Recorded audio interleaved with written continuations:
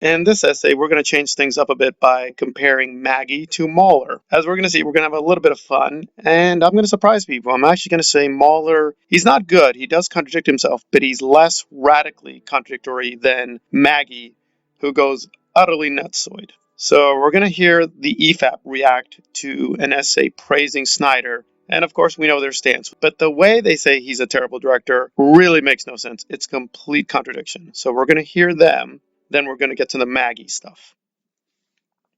Saw the Superman character as well, and ultimately I ended up disappointed. As of right now in the present, I think the film's fine, but one of the reasons I genuinely didn't like the movie at the time was that so many people around me were telling me this movie is mediocre. They were wrong. It's not mediocre, it's terrible. It's like, genuinely awful. Well, you should have started thinking for yourself. Like everyone was already telling you, and just like, yeah. Everyone around me was telling me it was mediocre. Oh, baby. Dang you. Yeah. Why is it in 4x3? Because he's an artist. Don't understand. He's an autist, yes. No, damn it. People around me. I gave you the autist pass. Telling me this movie is mediocre, this movie is bad. 2016 It is bad. Fucking why are you putting them on the screen? Why? Might as well because put your we whole need to know. fucking script on the screen. Like, come on. Mediocre bad. Yeah, it just scrolls top to bottom the whole time. Yeah.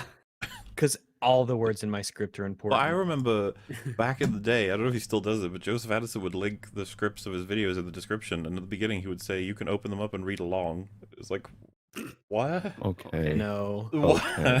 It was such a weird thought. Okay. It's like, all right. rolls along. Batman v Superman is here. Batman kills. Superman is still dark. Lex Luthor is not faithful to the comics. Everything's so weird. The faithfulness wasn't the issue. It wasn't faithful. Yeah, people are fine. Understand.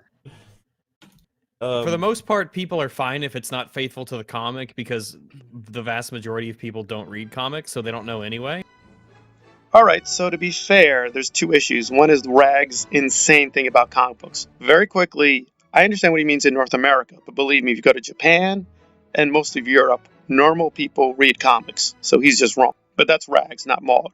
Now, Mauler does weigh in on the fidelity issue, saying, oh, I don't think fidelity is the issue. And I agree, fidelity is not the issue because Zack is being faithful to the comics. So Mauler doesn't know comic book history. Superman kills in the comics. Not just a few times, too, by the way. From the very beginning of the character, he killed. Batman, from the very beginning of the character, killed. EVAP doesn't really know the comics. Okay, that's fine. But then they say, no. Think for yourself. You make your own decisions. And EFAP as a group is telling him, Zack is a terrible director. That's a complete self-contradiction. But, to be fair, they don't complete the argument. So maybe they're right, and this argument lacks information. But as it stands, they're not making a lot of sense. It is a contradictory argument, but maybe it can be salvaged, to be fair. Okay, now we're going to get to Maggie, and that's way, way worse. But I want to forewarn people. She does this weird introduction where she has a little girl singing. I'm going to tone down the singing, but it's really screeching, so fair warning.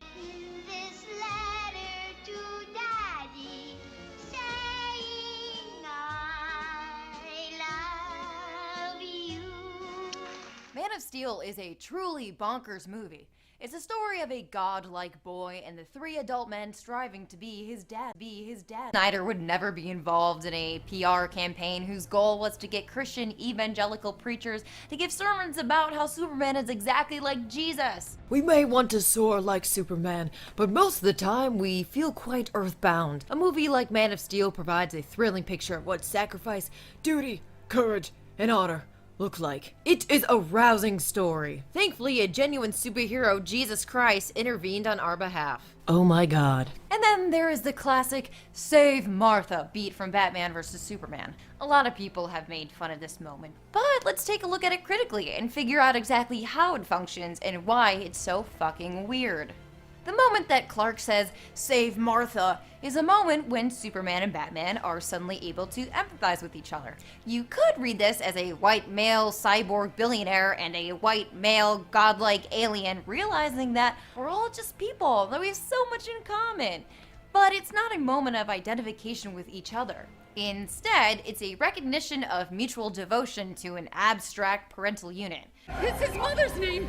Mutual devotion to authority. It's his mother's name. Oh, my mommy. Oh, your mommy. Oh, all of our mommies. It's so reductive to the range of emotions we have towards our parents. We don't actually know anything about Bruce's mother from this movie, whether she was loving, unloving, abusive, or supportive, or some combination of all of those. Like, you know, a real human being.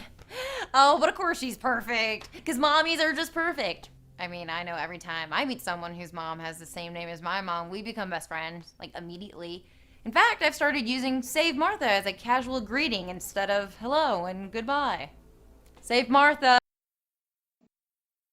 It's really strange because she nowhere, I mean nowhere, tries to prove that Zack, in fact, is objectivist. Presumably, it's just a fact. It's just a basal fact about Zack. He is objectivist. But her own evidence is that, hey guys, you know, Superman, he's Jesus in this film. Well, that completely contradicts your point that he is with Ayn Rand. Rand was an atheist. And not just an atheist, but an extreme atheist. As in, there can be no, I mean zero devotion to God. So if you're an objectivist, you cannot believe in God. Any God. Period. So the notion of Jesus as a superhero would be regarded as utterly grotesque and stupid. Possible, namely, a morality not based on faith. On faith. Not on faith, not on arbitrary whim, not on emotion, not on arbitrary edict, mystical or social, but on reason, a morality which can be proved by means of logic, which can be demonstrated to be true and necessary. Okay, but now let's get to the other point, which is, hey guys, Zack is trying to be our daddy, and my evidence, Martha. And you're like, okay, but that doesn't make any sense. Are you saying Martha, who is a mommy, is a daddy? So you're saying Martha is secretly an Ayn Rand daddy? That doesn't make any sense. Are you making an implicit premise that gender is so radically flexible that mommies are daddies? That doesn't make any sense. So, to be fair, she did discuss Jor-El and she did discuss Jonathan Kent. But your evidence at this point is Martha. Oh, and by the way, she's going to key in on Batman's mother. And she is right. We don't learn that much about Bruce's mother. She's ignoring Martha Kent and how big she is in the narrative to BVS and Man of Steel. So she's radically distorting what happens in these films. She's basically lying. I mean, Martha Kent is a huge part of these films. So her focusing on Batman's mother is like, whoa, that is really distorting things. But let's deal with just Superman. Because she's saying, hey guys, Batman and Superman, they're fighting one another, and it's one privileged white man versus another privileged white man. No, it's not. Because Superman is clearly Jewish. He was Jewish from the beginning. He was created by Jewish writers. He has Jewish aspects. He's based on Nietzsche's philosophy, which was pro-Jewish. There's tons of evidence that Superman is coded as Jewish. You saying it's one white man and another white man is technically not true. Yes, Batman, you can say, is a wasp, but Superman? No, Superman is Jewish. In fact, in your own video later, you have a black woman emphasizing that he's Jewish. You literally have another video emphasizing Superman is Jewish. So your videos are contradicting one another. A, like Mauler, you really don't know comic book history, and B, you're just getting empirical facts wrong.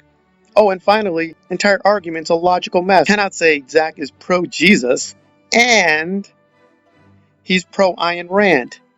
One or the other can be true, but both cannot be true.